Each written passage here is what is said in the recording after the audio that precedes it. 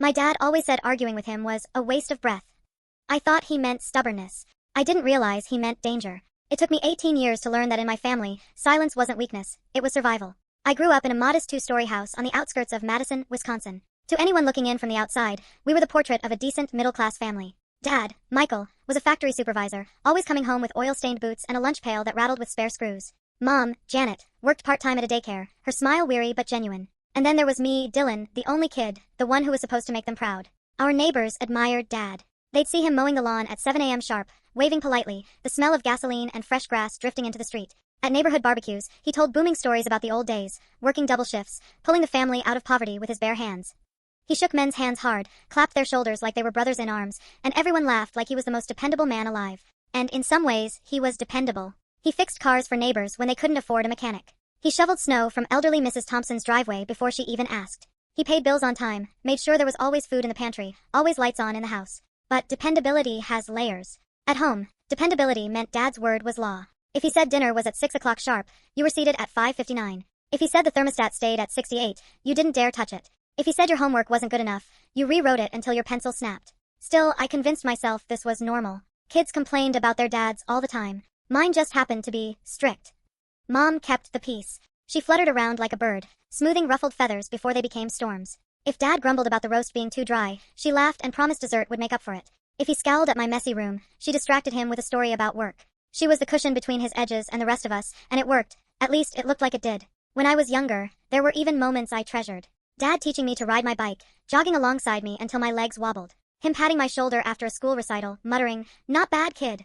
The day he took me fishing and actually smiled when I caught a bluegill before he did. Those snaps *TS made it easy to believe we were normal. That I was safe. But even in the good memories, there were shadows. His smiles rarely reached his eyes. His compliments came only when no one else was around. And whenever I messed up, spilled a drink, tripped over my own feet, forgot to say sir, his jaw tightened, and silence filled the room like smoke before a fire. I learned early, silence could mean safety. If I kept my mouth shut, if I obeyed, if I blended into the wallpaper, then maybe I could make it through the evening without sparks turning into flames. That was my false stability, believing that as long as I played by his rules, everything was fine. That silence was peace, not fear.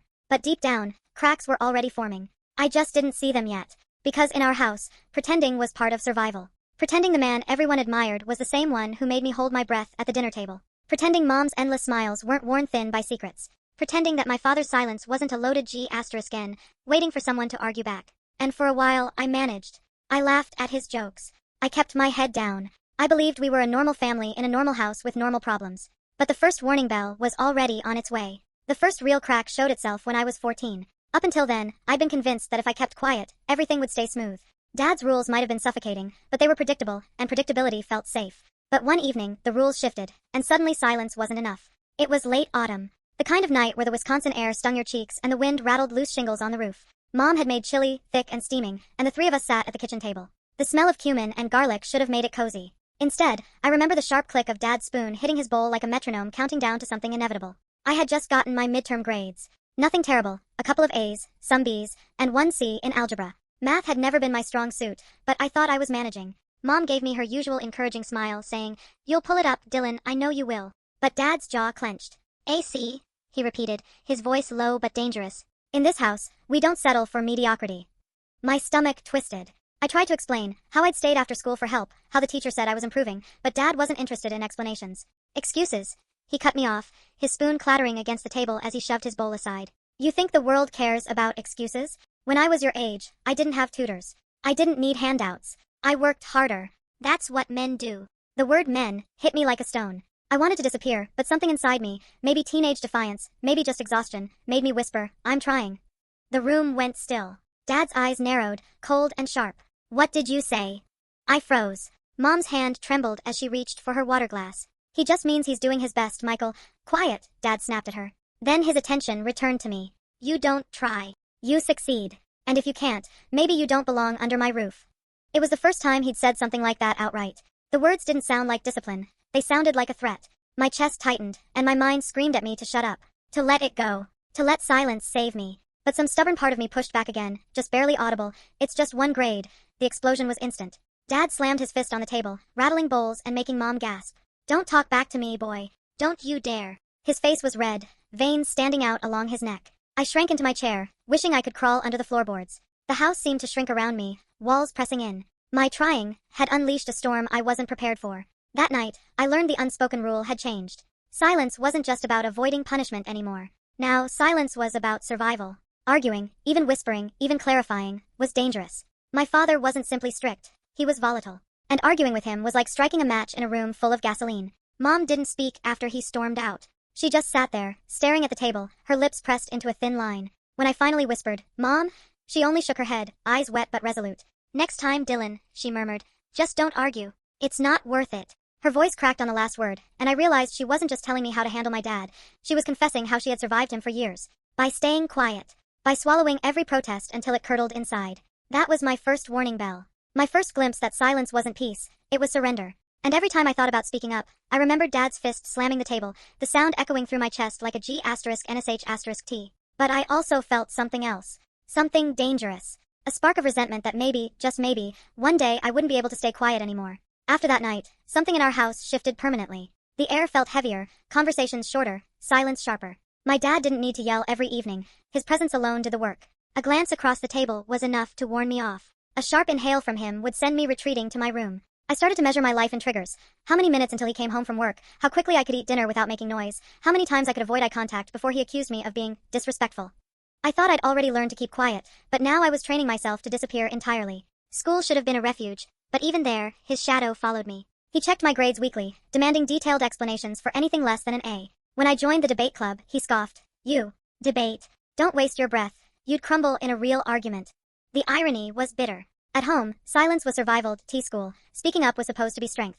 But every time I stood at a podium, my father's voice rang louder in my head than my own. Friends noticed something was off. My best friend, Marcus, once asked, "Why do you always look over your shoulder, man? Like someone's watching you." I laughed it off, but inside, he was right. I was being watched all the time, every word, every move. Mom tried to soften things, but her energy was fading. She didn't just flutter anymore, she flinched. When Dad's truck pulled into the driveway, she'd stand straighter, plaster on her smile, and warn me with a quick glance that meant, "Not tonight, Dylan, don't test him." Isolation set in slowly. Dad controlled my evenings, my weekends. If I wanted to go to a friend's house, there was always some reason it wasn't allowed, too much homework, or, "That kid's a bad influence." Eventually, I stopped asking. My phone privileges shrank after he accused me of wasting time texting nonsense. One day he took my phone entirely, saying, "You don't need distractions until you can prove you're serious." The walls of our house became a cage. I spent hours in my room sketching in secret, the only outlet that felt like mine. Drawing gave me back a voice, even if no one saw it. My notebooks filled with stormy landscapes, cracked walls, figures screaming behind glass. I knew I couldn't say those things out loud, but on paper, they couldn't be taken away. Still, the pressure kept building. It wasn't just about grades anymore. It was how I chewed too loudly, how I slouched like a coward, how I took too long in the shower. Each small critique stacked higher until even breathing wrong felt dangerous. I remember one night vividly. I was brushing my teeth, door half closed, when Dad's reflection appeared behind me in the mirror. I hadn't heard him come in. He leaned against the doorframe, arms crossed, and said, "You think you're a man? A man doesn't hide in silence. A man fights." His tone made my skin crawl, because I knew he didn't mean a fair fight. He meant domination. I nodded mutely, toothpaste burning my tongue, and he smirked like he'd won some invisible battle. That's when I realized, my silence wasn't neutral anymore. To him, it wasn't compliance, it was provocation. He wanted me to break. He wanted the fight. And the longer I held it in, the more dangerous the eventual explosion would be. By the time I was 16, the isolation was complete. My friends stopped inviting me out, convinced I'd always say no. Teachers stopped encouraging me when I gave half-hearted answers in class. Even Marcus drifted away, saying, "You've changed, man. You're like a ghost." And maybe he was right. I was fading, swallowed whole by silence. But deep inside, something still resisted. Each time Dad's voice thundered through the house, I imagined yelling back, telling him I wasn't afraid. Each time I swallowed my anger, it burned hotter, waiting. The pressure was building, and I could feel it. It was only a matter of time before silence would no longer protect me, and I'd find myself standing on the edge of something far more dangerous. By the time I turned 17, I thought I understood the cycle. Keep my head down, stay quiet, and weather the storms. But one night, the ground shifted beneath me in a way I could never have predicted. It was the night I discovered the truth, that arguing with my dad wasn't just dangerous in the moment. It was part of something much bigger, darker, and far more twisted than I had ever realized. It started with something ordinary, cleaning out the garage. Dad had barked at me to haul down boxes from the top shelf while he raked the yard. I climbed the shaky step-ladder, dust clogging my throat as I shoved down cartons of old holiday decorations and mismatched tools. One of the boxes split open when it hit the concrete, spilling papers and yellowed envelopes everywhere. I crouched down, gathering them up, when I saw something odd, a thick manila folder labeled Dylan Reports. Curiosity prickled through me. My hands trembled as I opened it. Inside were pages of notes, typed, dated, neatly organized. detailing my behavior since I was 9 years old. Dylan shows signs of defiance. Refuses to accept discipline. Displays hostility when corrected. Every scrap of frustration, every small mistake I had ever made at school or at home had been recorded in obsessive detail, as if my father were building a legal case against me. At first, I thought it was just his way of controlling me. But then I noticed the letterhead on some of the reports. County Social Services. My blood went cold. These weren't just his notes. They were official records. My dad had been filing complaints against me, painting me as unstable, volatile, and potentially dangerous. I flipped through page after page in horror. There were fabricated incidents I didn't even remember. Allegations that I'd threatened him, that I'd been violent with classmates, that I'd stolen money. None of it was true, but in neat black ink, it looked real enough to destroy me. One document, stamped confidential, stopped my breath entirely. It was a petition draft for juvenile custody transfer. My dad had been preparing to have me declared unfit to remain at home, citing behavioral risks and failure to respond to parental authority. He wanted me sent to a correctional program. He wanted me gone. My legs gave out, and I sat on the cold garage floor, the folder spread across my lap. Suddenly every argument, every threat, every slam of his fist made sense. He wasn't just venting his temper, he was collecting evidence. Every time I spoke back, every time I let my anger slip, he was storing it away, turning it into ammunition. And my mom, had she known? Or had she been too busy patching holes in the walls to notice the foundation crumbling beneath us? That evening, when Dad came back into the garage, I scrambled to stuff the papers back into the folder, but he saw. His eyes locked on the documents, and for the first time, he didn't explode. He smiled. A slow, chilling smile that made my stomach churn. "So," he said, his voice low, "you've been snooping." I clutched the folder to my chest, my heart pounding. "Why? Why are you doing this?" He stepped closer, his shadow falling over me. "Because you need to learn. Words have consequences. Defiance has consequences. One more slip, and the state will believe you're the problem. Not me. Not your mother. You."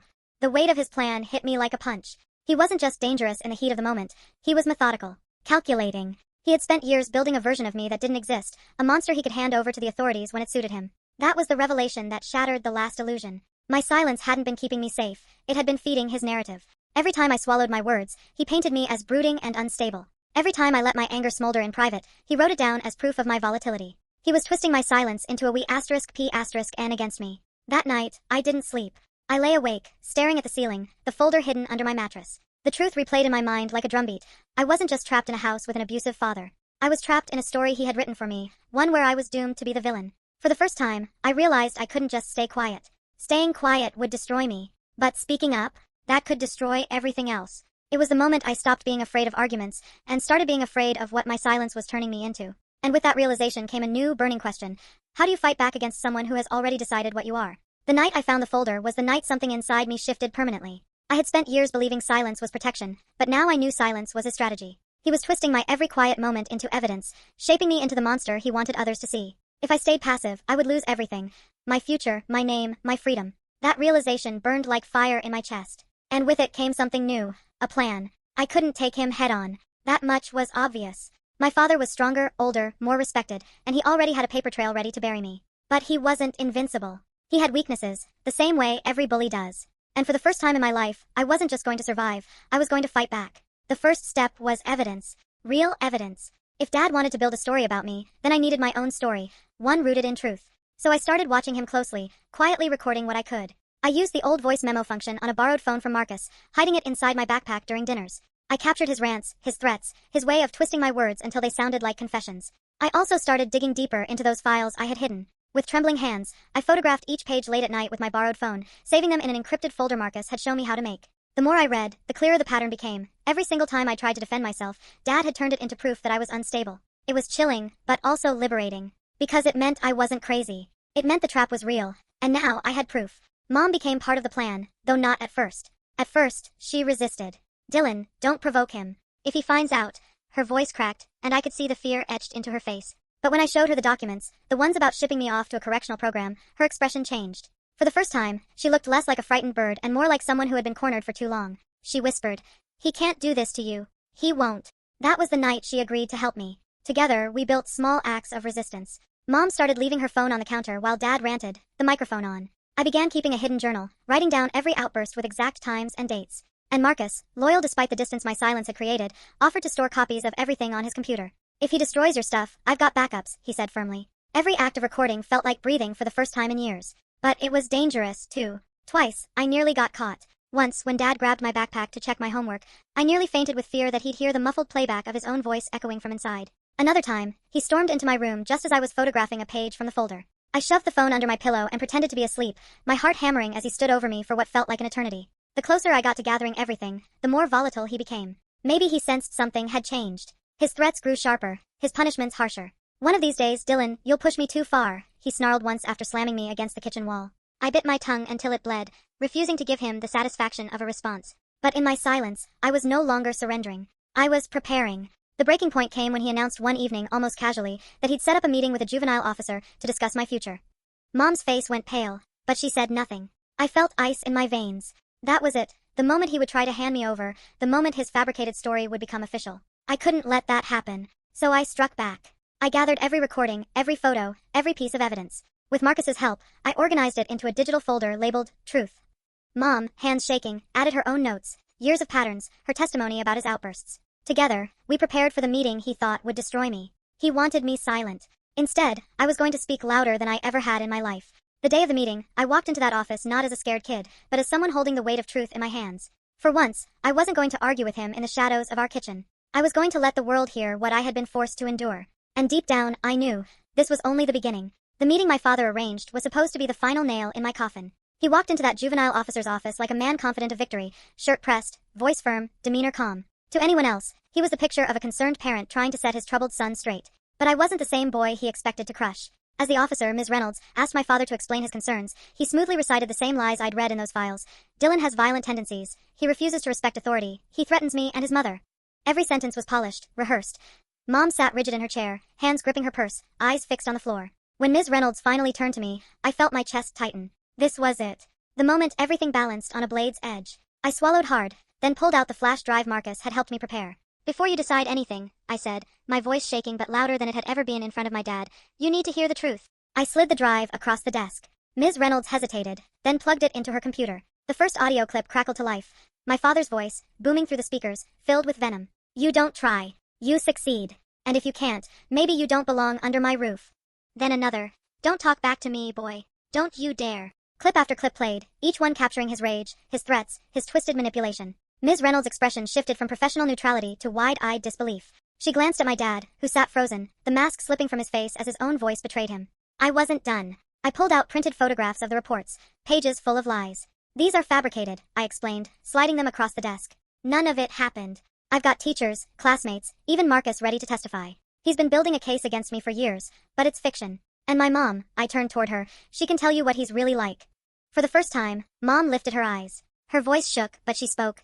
"It's true. He twists everything. He controls us. I've been too afraid to say anything, but Dylan isn't the problem. Michael is." The silence in that office was suffocating. My father's face turned crimson. He opened his mouth to roar, but Ms. Reynolds raised her hand. "Enough," she said firmly. "Mr. Anderson, this evidence is disturbing. These aren't the actions of a protective parent. They're manipulative and abusive. There will be an investigation." For the first time in my life, my father's power cracked.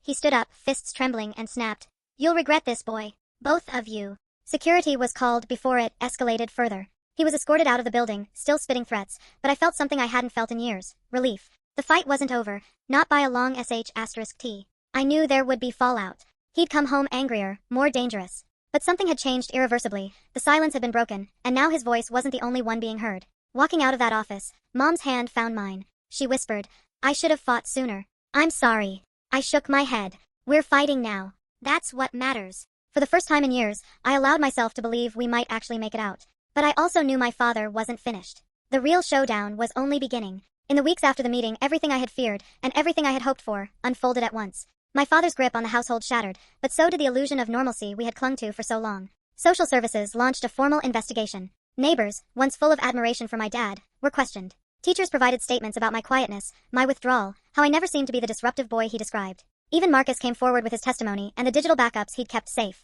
Piece by piece, the story he had crafted for years unraveled under the weight of truth. For my father, it was humiliation. He tried to spin the evidence as misunderstood discipline, but the recordings told their own story. When the restraining order was granted, barring him from the house, I watched him drive away with a face twisted in fury I'll never forget. And though part of me trembled, another part, the part that had been silent for years, felt lighter. Mom and I spent those first nights in silence, not the heavy silence of fear but the stunned quiet of two people relearning how to breathe. She apologized often, guilt in every word. "I should have protected you sooner." I never knew how to respond, because the truth was, she had been surviving too. But over time, our conversations shifted from apologies to plans. She started therapy, and I joined her. Slowly, we began dismantling the years of fear that had lived inside our walls. School changed too. Without the constant weight of dread, I rediscovered my voice. Debate club no longer terrified me. I spoke with conviction, channeling years of pent-up words into arguments that actually mattered. Teachers noticed. Even Marcus said, "You sound like you again." For the first time, I believed him. The house itself seemed different. Windows open, light pouring in, laughter, real laughter, slowly finding its way back.